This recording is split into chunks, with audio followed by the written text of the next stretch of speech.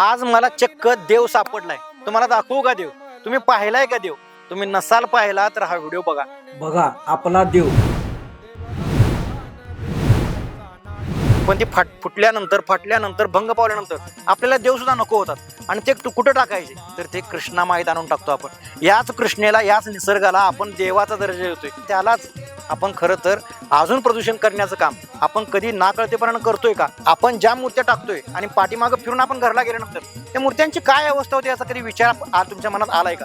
बघा या मूर्त्या कशा परिस्थितीतून पडलेल्या असतात. कहाणीच्या साम्राज्यात पडले आहेत, बघू देखील वाटत नाहीत. तिथं देवाच्या मूर्त्या पडल्या आहेत. इतकी घाण अवस्था त्या देवांच्या मूर्ती झालेत. म्हणजे तुम्हाला काय वाटतं की आपण नदीत सोडलं म्हणजे आपण काहीतरी मोठं असं पुण्य केलंय असं तुम्हाला वाटत असेल तर तुम्ही त्या गैरसमजात आहात. या मूर्त्याची अवस्था पाहिल्यानंतर तुमच्या लक्षात येईल की खरंच आपण पुण्य कमवायला गेलतो आणि एक पाप वाढवून आलेलो आहोत. मग खरंच देव आपल्याला समजला आहे का की देवाचं अस्तित्व फक्त फोटोपुरतं राहिलेलं आहे? देवाची विटंबना थांबवायची असेल आणि नदी स्वच्छ ठेवायची असेल तर उपाय नेमका काय? ही जिम्मेदारी मी तुमच्यावर सोडतो. कमेंटमध्ये नक्की सांगा.